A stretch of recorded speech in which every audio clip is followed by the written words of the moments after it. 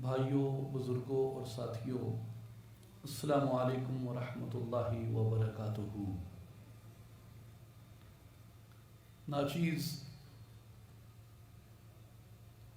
اپنے مختصر وقت میں آپ سے قرآن مجید کے حوالے سے 2-3 گزارشات کرے گا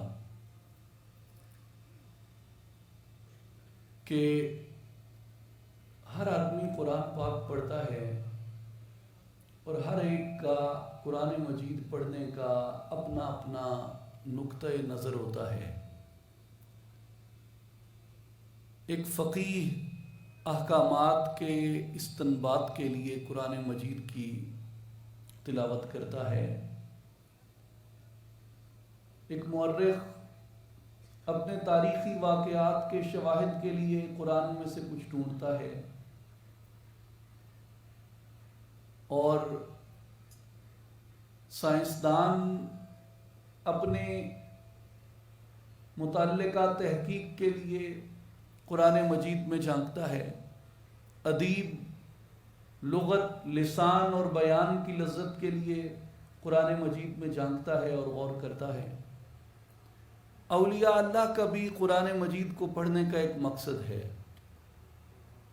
اور اولیاء اللہ کا قرآن مجید پڑھنے کا مقصد ہوتا ہے قرآن مجید کو اپنے حال پہ نافذ کرنا، قرآن مجید کو اپنے حال پہ نافذ کرنا، کیونکہ اولیاء اللہ کی تعلیم حال کی تعلیم ہوتی ہے۔ جس زمانے میں زندہ ہو، جب تم اسے پڑھ رہے ہو تو قرآن کریم سے تمہاری اجنبیت نہ ہو کہ یہ شاید مجھ سے گزرے لوگوں کے قصے ہیں، میں کدھر ہوں قرآن میں۔ اگر میرا قرآن پڑھنے کا نقطہ نظر یہ ہے کہ یہ تو گزشتہ لوگوں کی بات ہے، اس میں کہاں پہ ہوں، تو آپ کی ایک اجنبیت اس کے ساتھ آپ کو اصلاح کے عمل سے دور کرتی ہے۔ تو اولیاء اللہ یہ کہتے ہیں کہ قرآن مجید کو ایسے پڑھو جیسے یہ تمہارے حال پہ طاری ہو رہا ہے، اور اس کی ایک ایک بات تمہارے اپنے اندر اور تمہارے باطن کا تجزیہ کرنے میں تمہاری مدد کرے۔ مثال کے طور پہ وہ کہتے ہیں کہ جب موسیٰ و فرعون کا قصہ پڑھو تو اپنے آپ کو اس میں سے نکالو مت۔ ہو سکتا ہے یہ کارزار دنیا تمہارے اندر موجود ہو، مصر کا میدان تمہارے اندر ہو، نفس فرعون کی صورت میں تمہارے اندر بیٹھا ہو، اور موسیٰ روح کی صورت میں تمہارے اندر بیٹھا ہو۔ تم نمرود کے قصے کو اور ابراہیم علیہ السلام کے قصے کو اجنبیت سے مت پڑھو۔ ہو سکتا ہے کہ نفس نمرود بن کے تمہارے اندر بیٹھا ہو، روح ابراہیم علیہ السلام کی طرح تمہارے اندر موجود ہو، اور نفس نے تمہارے اندر حسد کی، حرص کی، شہوت کی، غصے کی آگ جلا رکھی ہو۔ تو قرآن مجید میں اگر آپ ڈھونڈیں تو قدم قدم پہ، حرف حرف میں، سطر سطر میں قرآن مجید آپ کو ایسے لگتا ہے جیسے یہ میرے اپنے ساتھ اللہ کلام کر رہا ہے۔ تو اولیاء کرام کی تعلیم یہ ہے کہ قرآن کے اندر اتریں اور اس طریقے سے قرآن مجید کو پڑھیں کہ وہ آپ کے حال کی آواز بن جائے، آپ کا کردار کے اندر قرآن کے انوار نظر آئیں، آپ کے اخلاق کے اندر قرآن کا اخلاق نظر آئے، آپ کے طور اتوار میں قرآن مجید جھلکنا چاہیے۔ اور قرآن مجید جب یہ دعوت دیتا ہے کہ فَسِيرُوا فِي الْأَرْضِ فَانْظُرُوا كَيْفَ كَانَ عَاقِبَةُ الْمُكَذِّبِينَ، زمین میں چلو پھرو، اور جنہوں نے میرے پیغام کو جھٹلایا، میرے انبیاء کو جھٹلایا، میری کتابوں کو جھٹلایا، میری نشانیوں کو جھٹلایا، ان کی تاریخ میں غور کرو۔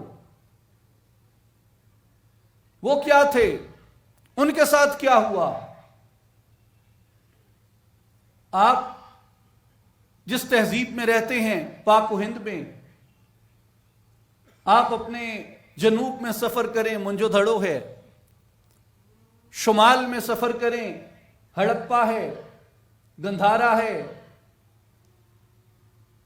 یہ تہذیبیں آپ کو کیا بتاتی ہیں؟ اس علاقے میں جگہ جگہ آپ کو قلعوں کے آثار نظر آتے ہیں، ڈھیروں کے ڈھیر الٹے پڑے ہیں۔ یہ کون لوگ تھے؟ یہ کیا کرتے تھے؟ ان کی بستیاں کیوں الٹ دی گئیں؟ یہ لوگ کیوں تباہ کر دیے گئے؟ ان اسباب میں غور کریں۔ قرآن مجید یہ دعوت دیتا ہے کہ پلٹی ہوئی بستیوں کو دیکھو، اجڑی ہوئی بستیوں کو دیکھو، یہ تمہیں کچھ بتاتی ہیں، یہ کوئی پیغام دیتی ہیں تمہیں۔ اس لیے میرے بھائیوں اور بزرگوں، اولیاء اللہ یہ کہتے ہیں کہ اگر تم قرآن کو اپنا حال بنا لو تو تمہیں قدم قدم پہ قرآن مجید سے رہنمائی ملے، سانس سانس کے ساتھ قرآن مجید سے رہنمائی ملے۔ اور ہمارا مسئلہ یہ ہے کہ ہم قرآن مجید کو اپنے حال پہ نافذ نہیں کرتے، اپنے حال پہ اس کو منطبق نہیں کرتے۔ آپ کبھی غور کریں، اللہ نے قرآن مجید میں جتنے واقعات بیان کیے ہیں وہ کسی نہ کسی طرح ہماری زندگی کے ساتھ تعلق رکھتے ہیں۔ مثلا قرآن مجید میں سورہ زرار کا واقعہ بیان کیا گیا، مسجد زرار کا واقعہ بیان کیا گیا۔ مسجد زرار ایک مسجد تھی جو منافقین مدینہ نے مدینہ منورہ میں مسجد قباء کے قریب بنائی، اور معروف راہب تھا ابو عامر۔ پہلے وہ نبی پاک علیہ الصلوۃ والسلام کی آمد کے چرچے بیان کرتا، جب حضور جلوہ فرما ہو گئے تو منکر ہو گیا، جھٹلایا اس نے نبی پاک علیہ السلام کو۔ اور بدر کی لڑائی کے بعد احد میں چلا گیا، اور کئی سیرت نگاروں نے یہ لکھا ہے کہ احد میں جو سب سے پہلا تیر لشکر اسلام پہ چلایا وہ ابو عامر راہب نے چلایا تھا۔ اور احد سے وہ روم چلا گیا، اور روم سے جا کے اس نے منافقین مدینہ کو ایک چٹھی لکھی کہ اسلام کا شیرازہ بکھیرنے کے لیے، مسلمانوں کی جمعیت اور اتحاد کو ختم کرنے کے لیے، مسلمانوں کی یکجہتی کو ختم کرنے کے لیے، ان میں پھوٹ ڈالنے کے لیے ایک مسجد تیار کرو۔ کیا کرو؟ ایک مسجد تیار کرو۔ منافقین نے وہ مسجد بنائی، وہ مسجد بنا کے نبی پاک علیہ السلام کی بارگاہ میں حاضر ہوئے، اور بڑی انہوں نے آپ کی بارگاہ اقدس میں آ کے عرض کی کہ یا رسول اللہ، ہم نے مسجد بنائی ہے، کچھ ہمارے علاقے میں ایسے مسکین ہیں، ایسے ضعیف لوگ بھی رہتے ہیں، بارش آ جاتی ہے، کیچڑ ہو جاتا ہے تو وہ چل کے مسجد قباء تک نہیں جا سکتے، تو ہم نے ان لوگوں کی سہولت کے لیے ایک مسجد بنا دی ہے کہ چلیں ان کو قریب ہوگی۔ اور اندر کھوٹ یہ تھی کہ اس مسجد کے اندر بیٹھ کے وہ قباء کے لوگوں کو بھی اپنے حصار میں لے لیں گے، اور ارد گرد بھی اسلام کے خلاف تمام سازشوں کا گڑھ وہ مسجد بن جائے گی۔ اور نبی پاک کے پاس آ گئے، یا رسول اللہ، ہم نے مسجد بنائی ہے، آپ کرم فرمائیں اور تشریف لے آئیں، آپ کی تشریف آوری سے مسجد کی ایک سند بن جائے گی کہ اس میں نبی پاک علیہ السلام نے اپنے قدم رکھے ہیں۔ حضور نے کہا کہ ابھی تو ہم تبوک جا رہے ہیں، واپسی پہ دیکھیں گے۔ نبی پاک علیہ الصلوۃ والسلام آپ غزوہ تبوک میں تشریف لے گئے، اور جب آپ واپس مدینہ منورہ پہنچے تو بعض مفسرین لکھتے ہیں کہ ابھی حضور مدینہ میں داخل نہیں ہوئے تھے کہ ان کا ایک وفد پہنچا منافقین کا، یاد دہانی کے لیے کہ یا رسول اللہ، آپ واپس آ گئے ہیں، ہماری مسجد میں آپ تشریف لائیں۔ ابھی نبی پاک علیہ الصلوۃ والسلام کے پاس وہ وفد آیا ہی تھا کہ جبریل امین وہی لے کے آ گئے. والذین اتخذوا مسجدا درارا وکفرا وتفریقا بین المؤمنین وارصادا لمن حارب اللہ ورسولہ من قبل. جبریل امین آ کے عرض کرتے ہیں یا رسول اللہ صلی اللہ علیہ وسلم، ان منافقوں نے جو مسجد تیار کی ہے وہ مسلمانوں کو، اسلام کو نقصان پہنچانے کے لیے، کفر کو تقویت دینے کے لیے اور مسلمانوں کے درمیان پھوٹ پیدا کرنے کے لیے ہے، اور اس شخص کی گھات کے لیے بنائی گئی جو اللہ اور اس کے رسول کے خلاف جنگ کر رہا ہے. نبی پاک علیہ الصلوۃ والسلام نے اپنے صحابہ کرام رضوان اللہ علیہم اجمعین کو حکم فرمایا کہ تم لوگ جاؤ اور جا کے اس مسجد کو گرا دو اور اس مقام کو جلا دو. اب وہ قسمیں دیتے ہیں، حلف دیتے ہیں کہ یا رسول اللہ ہم نے تو اچھی نیت سے اس مسجد کو تعمیر کیا. اللہ جل شانہ نے ارشاد فرمایا واللہ یشہد انہم لکاذبون. اے حبیب اللہ گواہ ہے اس بات کے اوپر کہ یہ لوگ جھوٹ بولتے ہیں. یہ مسجد انہوں نے بدنیتی کے اوپر بنائی ہے، یہ مسجد انہوں نے کفر کو تقویت دینے کے لیے بنائی ہے. اور اس لیے قرآن مجید میں اللہ تبارک و تعالی نے نبی پاک علیہ الصلوۃ والسلام کو اس مسجد میں جانے سے منع کیا کہ اے حبیب آپ اس میں اپنے قدم نہ رکھیں. 4 خاصیتیں ان لوگوں نے اس مسجد کے اندر رکھی اور ان لوگوں کی اپنی 4 خاصیتیں مفسرین بیان کرتے ہیں. پہلی خصلت یہ تھی کہ درارن، ان کا ارادہ نقصان پہنچانے کا تھا. دوسری خصلت ان کی یہ تھی کہ وہ کفرن، کفر کو تقویت دینا. وتفریقا بین المؤمنین، تیسری خصلت ان کی یہ تھی کہ مسلمانوں کے درمیان پھوٹ پڑے. اور چوتھی خصلت ان کی یہ تھی کہ وہ ارصادا لمن حارب اللہ ورسولہ، اللہ اور اس کے رسول کے خلاف جو شخص پہلے سے جنگ کر رہا ہے اس کے لیے گھات کا ایک مرکز بن جائے.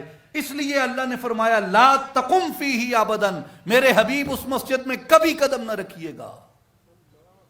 میرے بھائیوں اور بزرگوں، میرے دوستوں اور ساتھیوں، آپ غور کریں، بظاہر یہ ایک تاریخ کا واقعہ ہے، وہ تب ہوا گزر گیا. منافقین نے مسجد بنائی، نبی پاک کے پاس اس کی سند کے لیے آئے، جبریل امین وہی لے کے آئے، نبی پاک کو بتایا کہ یہ اس مقصد کے لیے بنائی گئی ہے. حضور کے صحابہ گئے، انہوں نے مسجد گرائی، اس مقام کو جلا دیا. اب غور کیجئے، بظاہر یہ واقعہ گزر چکا، بظاہر یہ قصہ گزر چکا، اب بظاہر یہ ایک تاریخ کا حصہ ہے. لیکن مولانا جلال الدین رومی رحمت اللہ تعالی علیہ فرماتے ہیں چون پدید آمد کے مسجد نبود، خانہ حیلت بدو دام جہود، کہ جب یہ ظاہر ہو گیا کہ وہ مسجد نہ تھی، وہ منافقین کی ایک سازش تھی، بس نبی فرمود کانا برکنند مترہ خاشاک و خاکستر کنند، بس نبی پاک علیہ الصلوۃ والسلام نے فرمایا اس کو اکھاڑ دیں، کوڑے اور مٹی کا ڈھیر بنا دیں. بر محق زن کار خود ہے مرد کار، تا نسازی مسجد اہل درار. اے اللہ کے بندے، اپنے آپ کا بھی تجزیہ کر اور یہ غور کر کہ کہیں تم نے اپنے دل کو مسجد زرار تو نہیں بنا رکھا. دل کو اللہ نے گھر بنایا ہے، دل کو مسجد قرار دیا گیا. دل بدست آور کے حج اکبر است، از ہزاراں کعبہ یک دل بہتر است. کعبہ بنگاہ خلیل آزر است، دل گزرگاہ جلیل اکبر است. دل کو اللہ نے مسجد بنایا ہے، دل کو اللہ نے اپنا گھر بنایا ہے. مولانا جلال الدین رومی رحمت اللہ علیہ فرماتے ہیں کہ بندہ خدا جب مسجد زرار کے واقعے کو پڑھ تو سب سے پہلے یہ غور کر لے کہ کہیں تو نے اپنے دل کو مسجد زرار تو نہیں بنا دیا. کتنی خصلتیں تھی کفار میں، منافقین میں، جنہوں نے مسجد ضرار بنائی۔ پہلی خصلت یہ تھی کہ ان کا مقصد ایک فتنہ پیدا کرنا تھا، دوسری ان کی خصلت کفر کو طاقتور کرنا تھا، اور تیسری ان کی خصلت اسلام کو، مسلمانوں کو منتشر کرنا تھا، اور چوتھی ان کی خصلت اللہ اور اس کے رسول کے خلاف جو پہلے سے لڑ رہا ہے اس کے لیے ایک گھات کی جگہ بنانی تھی۔ اولیاء اللہ فرماتے ہیں کہ لوگوں غور کرو، نفس تمہارے اندر فتنہ پیدا کرتا ہے، وہ تمہارے دل کو درار بناتا ہے۔ دوسری خصلت یہ کہ وہ کفر کو طاقتور کرتا ہے، کفر میں نعمتوں کو جھٹلانا بھی ہے، کفر میں ناشکری بھی آ جاتی ہے، کفر میں اللہ تبارک و تعالیٰ کے احسانات اور اس کے فضل سے روگردانی بھی آ جاتی ہے کہ اس نے آنکھیں دی ہم نہ شکر ہو جائیں، اس نے کان دیے ہم نہ شکر ہو جائیں، اس نے ہاتھ دیے ہم نہ شکر ہو جائیں، اس نے ماں باپ دیے ہم نہ شکر ہو جائیں، اس نے اولاد دی ہم نہ شکر ہو جائیں، اس نے عزتیں دی ہم نہ شکر ہو جائیں، اس نے رزق دیا ہم نہ شکر ہو جائیں، اس نے صحت دی ہم نہ شکر ہو جائیں۔ یہ سارے وہ اعمال ہیں جو زرار، اندر کا زرار جو ہے، اندر کا نفس جو ہے، اندر کا فتنہ جو ہے، وہ اس کفر کے اوپر آمادہ کرتا ہے۔ اور کیا کرتا ہے؟ اندر تفریق پیدا کرتا ہے۔ اندر کی تفریق سے کیا مراد ہے؟ جیسے قرآن مجید میں یہ فرمایا گیا وَاعْتَصِمُوا بِحَبْلِ اللَّهِ جَمِيعًا وَلَا تَفَرَّقُوا، اللہ کی رسی کو مضبوطی سے پکڑ لو اور تفرقے میں مت پڑو۔ ایک تو یہ کہ نفس کی یہ کوشش ہوتی ہے، شیطان کی یہ کوشش ہوتی ہے ایک مسلمان کو دوسرے مسلمان کے خلاف ابھارے اور لڑائے۔ دوسری کوشش یہ ہوتی ہے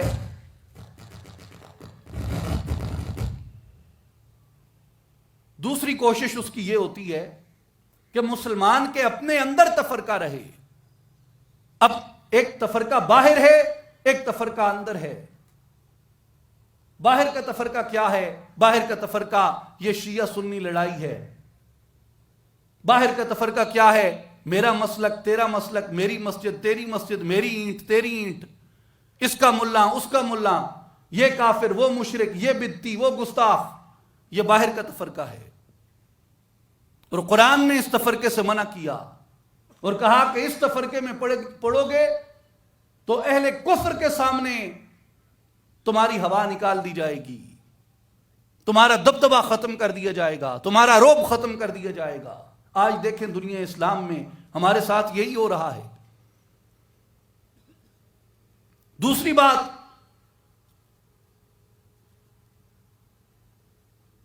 اندر کا تفرقہ۔ اندر کا تفرقہ کیا ہے؟ جسم کسی اور طرف راغب ہے، عقل کسی اور طرف راغب ہے، اور دل کسی اور طرف راغب ہے۔ یعنی جسم کی منزل کچھ اور ہے، عقل کی منزل کچھ اور ہے، اور دل کی منزل کچھ اور ہے۔ جسم کی منزل کیا ہے؟ جسم کی منزل کو ہم نے محض لذات نفسانیہ کا حصول رکھ لیا ہے۔ جو لذت یہ جسم حاصل کر سکتا ہے ہم نے یہ سمجھا کہ اس جسم کا کام اتنا ہی ہے۔ عقل کی منزل کیا ہے؟ عقل کی منزل ہے مکر، فریب، دجل، جھوٹ۔ اور دل کی منزل، دل کو ہم نے کسی کار میں لایا ہی نہیں۔ لیکن اولیاء اللہ فرماتے ہیں کہ قرآن مجید یہ تلقین کرتا ہے کہ لوگوں اپنے اندر وحدت پیدا کرو، اپنے جسم کو اللہ کی اطاعت کی لذت سے سرشار کرو، اپنی عقل کو نبی پاک علیہ السلام کی سنت و شریعت کے اندر لے کے آؤ، اور اپنے دل کو یاد الہی سے منور کر دو، تمہارے وجود کا تفرقہ ختم ہو جائے گا۔ وجود کا تفرقہ ختم کرو، اپنے اندر کا تفرقہ ختم کرو۔ باہر کا تفرقہ خود بخود مٹ جاتا ہے، لیکن جب اندر تفرقہ ہے تو باہر تفرقہ کیسے ختم ہوگا؟ اور چوتھی خصلت کفار کی یہ تھی اس مسجد کے بنانے میں کہ تمہارے اندر ایسی گھات کی جگہ بن جائے جہاں سے جو پہلے ہی اللہ اور اس کے رسول کے خلاف جنگ کر رہا ہے اس کی گھات کی جگہ بن جائے۔ تو وہ فرماتے ہیں کہ اس سے مراد یہ ہے کہ دل کو اللہ کا مرکز بنانے کی بجائے، دل کو اللہ کی جلوہ گاہ بنانے کی بجائے دل کو شیطان کی آماج گاہ بنا دیا جائے۔ اس لیے بزرگان دین فرماتے ہیں کہ لوگوں، ایک گھر اللہ نے تمہیں دیا ہے کہ اس گھر کے اندر چور اور ڈاکو کو داخل نہ ہونے دو، اور وہ گھر کیا ہے؟ وہ گھر تمہارا دل ہے۔ حفاظت کیسے ہوگی؟ اللہ کے ذکر سے ہوگی، ذکر الہی کے ساتھ، اللہ کے ذکر کے ساتھ انسان کا دل جو ہے وہ صاف ہوتا ہے اور پاک ہوتا ہے۔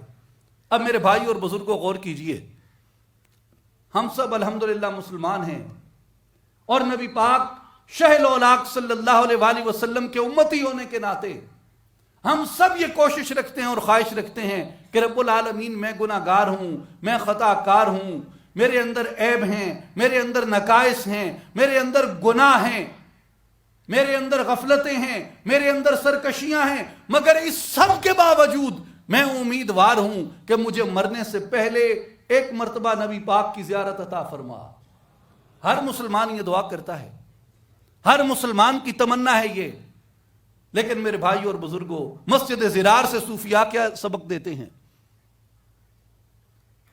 وہ جگہ جو بظاہر مسجد کے نام پہ بنائی گئی، لیکن اس کے اندر قبضہ کس کا تھا؟ منافقین کا تھا۔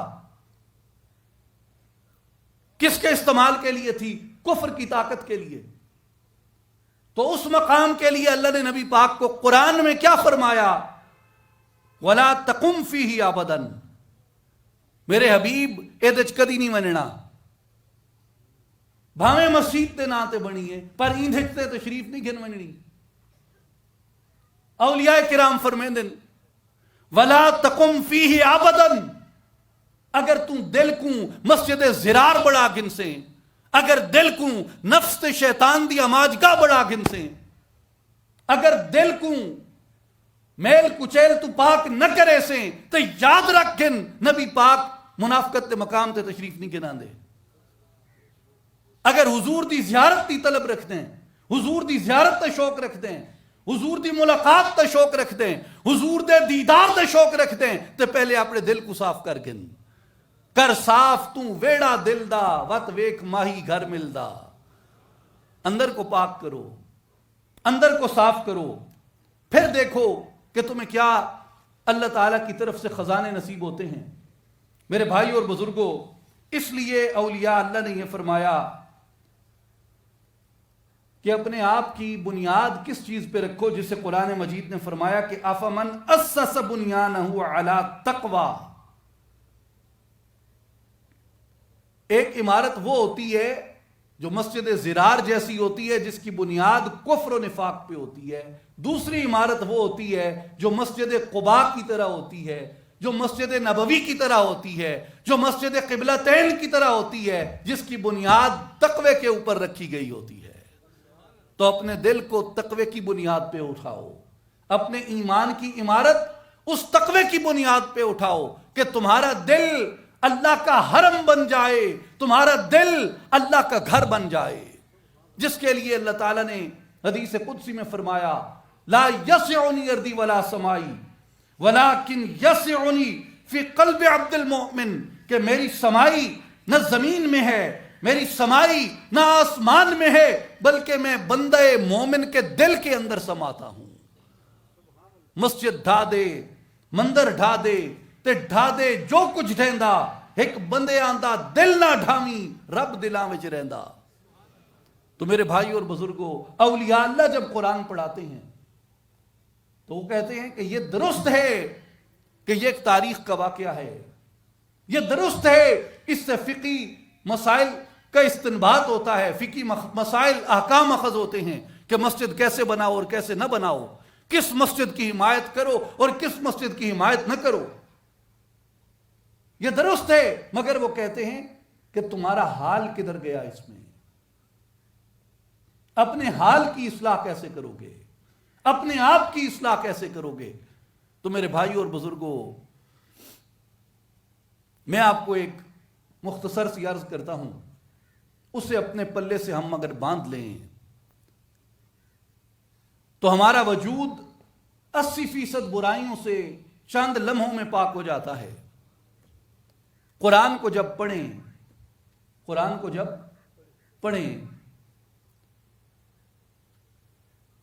تو قرآن کو اولیاء اللہ کی اپروچ سے پڑھیں۔ ایک ریچولسٹوں کی اپروچ ہے، ظاہر پرستوں کی اپروچ ہے۔ وہ جب پڑھیں گے قرآن کو، وہ جیسے میں نے کہا کہ وہ صرف تاریخ کا واقعہ سمجھتے ہیں یا فقہی احکام سمجھتے ہیں۔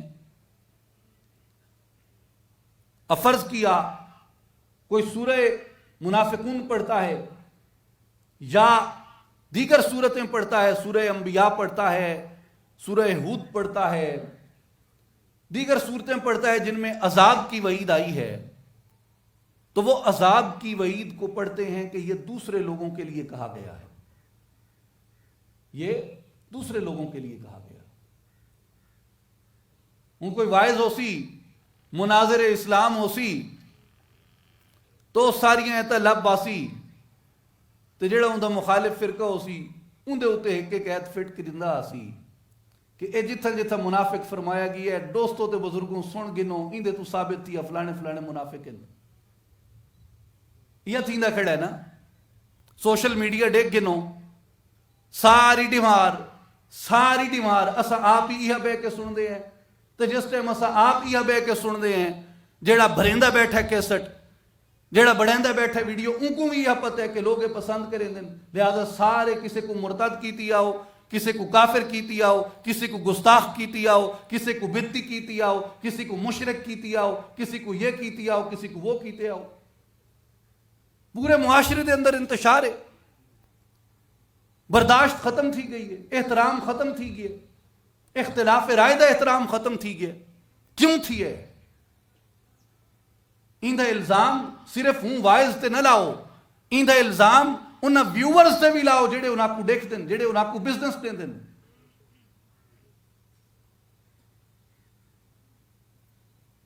میرے بھائی اور بزرگوں، اے انتشار کیویں ختم تھی سی؟ اے انتشار اون ٹائم ختم تھی سی جس ٹائم میڈی نظر کفر دی آیات کو پڑھ کے کسے بے دے کفر دی بجائے اپنے اندر دے کفر تے ویسی، جس ٹائم نفاق دی آیات پڑھ کے کسے بے دے اندر منافقت کو تلاش کرن دی بجائے اپنے اندر منافقت کو تلاش کرن تے ویسی، جن ٹائم حضرت امام سری سختی رحمت اللہ علیہ، کون امام سری سختی ہیں؟ جنید بغدادی دے مرشد، جیسے صوفیاء اس زمین نے پیدا بھی نہیں کیتے ہوئے۔ امام سری سختی رحمت اللہ علیہ خوف تو شیشہ نین دے دے، خوف تو شیشہ نین دے دے، اپنی شکل کیکوں چنگی نہیں لگ دی، بوتھی ہوئے نہ ہوئے سیلفیاں ڈبی کھڑے ہیں اسی۔ امام سری سختی کے فرمائے شیشہ نین دے دے، خوف کریں۔ جنید بغدادی نے عرض کی تھی سرکار کیڑی گل دا خوف فرمیندے ہو؟ تو امام سری سختی نے فرمایا میں کو خوف آندہ ہے شیشہ دے دے ہاں کہ میڈے اندر اتنی غفلت ہے میڈے چہرے تے پھٹکار تے نہ پہ گئی ہوئے۔ ایو لوگ ہیں کہ وہ ہر برائی کو اپنے اندر منسوب کریں دن، ہر عیب کو اپنے اندر منسوب کریں دن، ہر خطا کاری کو اپنے اندر منسوب کریں دن۔ مولا میرے تو بدکار کون پیدا ہوئے ہو سی؟ میرے تو زیادہ غافل کون پیدا ہوئے ہو سی؟ میڈے کنے زیادہ تیڑے کنے دور کون پیدا ہوئے ہو سی؟ میرے بھائی اور بزرگوں، قرآن دے وچ جتھے عذاب دی آیت اولیاء کرام کو نظر آندی ہے وہ سمجھ دیں کہ ایندہ مصداق میں ایک قیامت دی دہاڑ میڈے دے نافذ تھی وے، اور جتھا وہ فضائل پڑھ دے ہیں مومنین دے، مسلمانہ دے، اہل ایمان دے، وہ اندھے تو مراد نبی پاک علیہ السلام دی امت دے دیگر افراد کو گن دے ہیں، اپنا آپ نے گن دے۔ اس لیے میرے بھائی اور بزرگوں، میرے دوستوں اور ساتھیوں، قرآن مجید کو جب بھی آپ پڑھیں آپ اولیاء کی اپروچ سے پڑھیں، اپنا تجزیہ کریں کہ قرآن کی اس آیت، اس حکم، اس واقعے کے تحت میں کہاں پہ ہوں۔ مثال کے طور پہ آپ حضرت نوح علیہ السلام کا واقعہ دیکھیں، طویل واقعہ ہے، میں اس کی تفصیل میں نہیں جاتا۔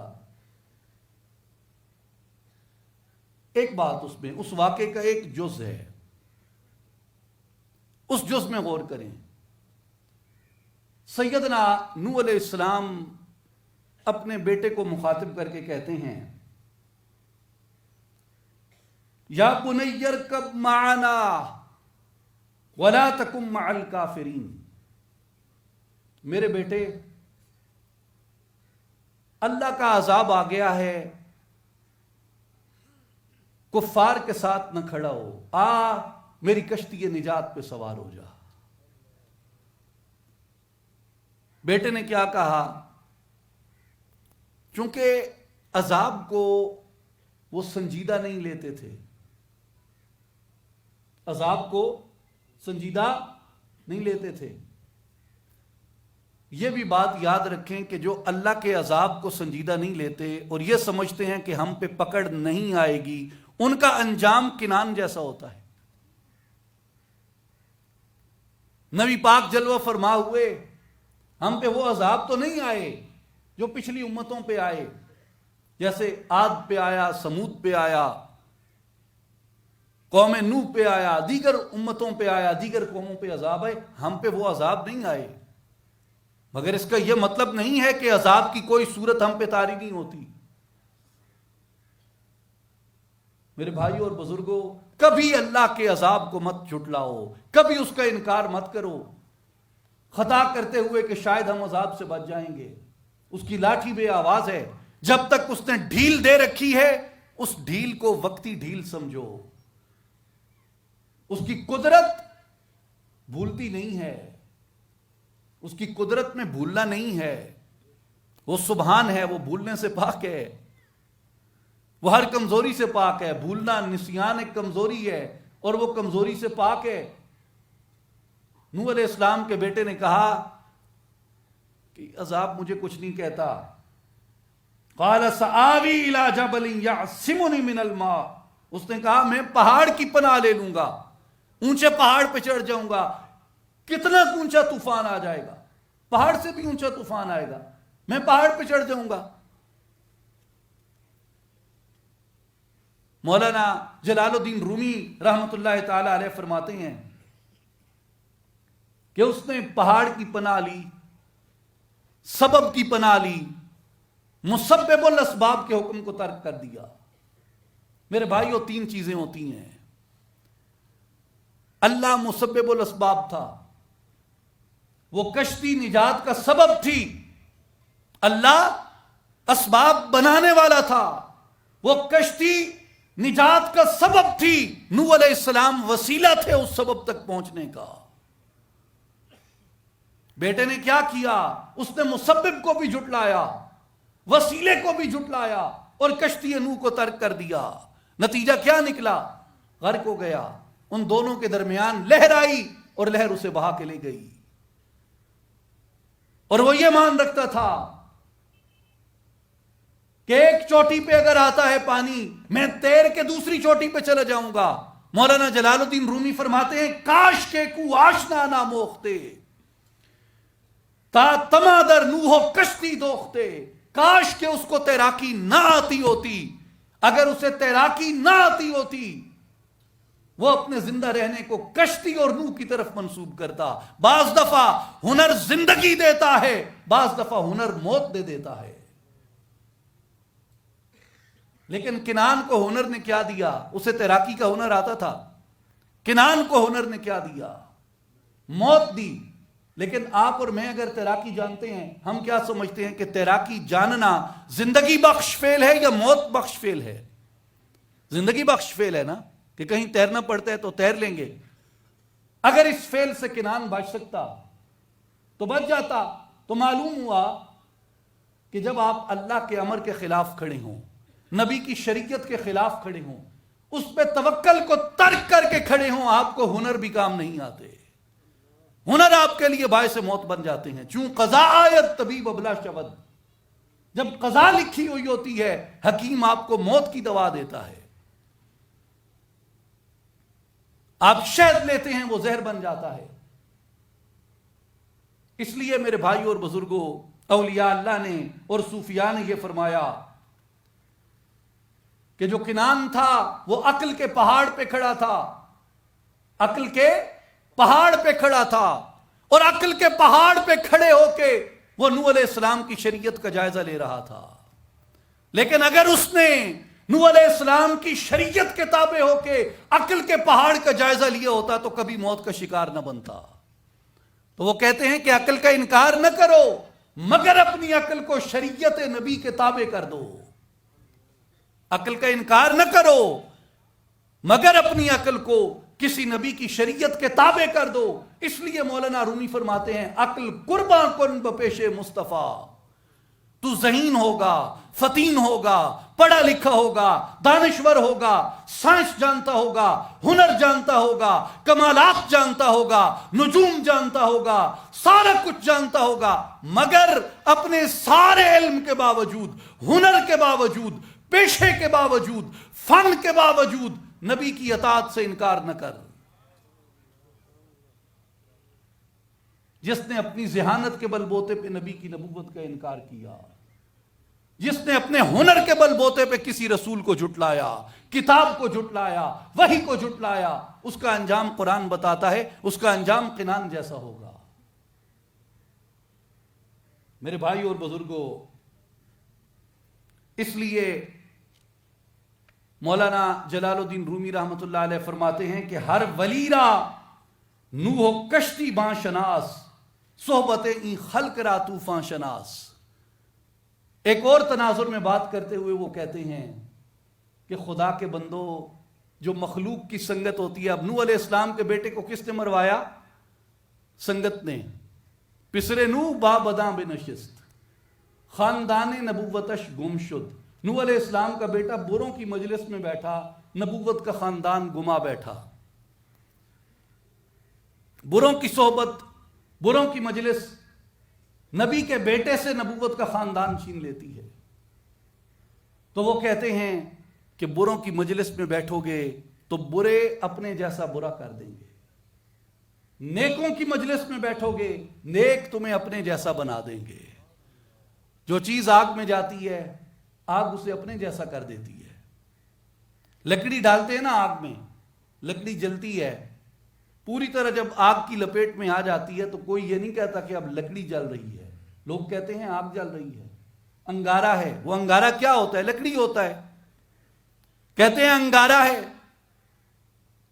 کوئلہ ہے تو بجھا ہوا بھی تو ہوتا ہے، مگر جب اسے آگ لگتی ہے تو کہتے ہیں کہ یہ بھی انگارہ ہے. تو جو آگ میں گیا آگ جیسا ہو گیا، جو مٹی میں گیا مٹی جیسا ہو گیا. شور زدہ زمین سے کبھی فصلیں نہیں اگتی، سیراب زمینوں سے، آباد زمینوں سے فصلیں اگتی ہیں. مولانا رومی فرماتے ہیں کہ لوگوں، برے لوگوں کی صحبت شور زدہ زمین ہے، تمہیں کبھی اچھا پھل نہیں ملے گا. نیکوں کی سنگت، نیکوں کی صحبت آباد زمینیں ہیں، وہاں جو دانہ بوؤ گے اللہ رزق کی کثرت دیتا ہے. اس لیے میرے بھائی اور بزرگوں، نیکوں کی صحبت، نیکوں کی سنگت انسان کا مقدر تبدیل کر دیتی ہے، انسان کے اندر کو، انسان کے باہر کو تبدیل کر دیتی ہے. تو یہ صرف 2-3 مثالیں ناچیز نے عرض کی قرآن مجید سے. اگر آپ اس میں غوطہ لگائیں، کبھی اتریں اس میں، تو آپ کو اندازہ ہوگا کہ قرآن مجید کا ایک ایک حکم، ایک ایک امر ہمارے حال کی گواہی اور شہادت دیتا ہے. ایک ایک امر قرآن مجید کا ہمارے حال کی مطابقت رکھتا ہے، ہماری رہنمائی کرتا ہے. اس لیے میرے بھائی اور بزرگوں، میرے دوستوں اور ساتھیوں، اپنے اندر کے بارے میں ہمیں سوچنا چاہیے، اپنی اصلاح کی فکر کرنی چاہیے، اور قرآن مجید کو اولیاء اللہ کے اس تناظر میں سمجھنا چاہیے کہ قرآن آج میرے حال کو کس طریقے سے بدل سکتا ہے. علامہ اقبال رحمۃ اللہ علیہ کا ایک واقعہ ہے آپ کے والد نے آپ کو کہا کہ اقبال قرآن ایسے نہ پڑھا کر جیسے تو پڑھتا ہے، تو انہوں نے پوچھا کہ کیسے پڑھوں؟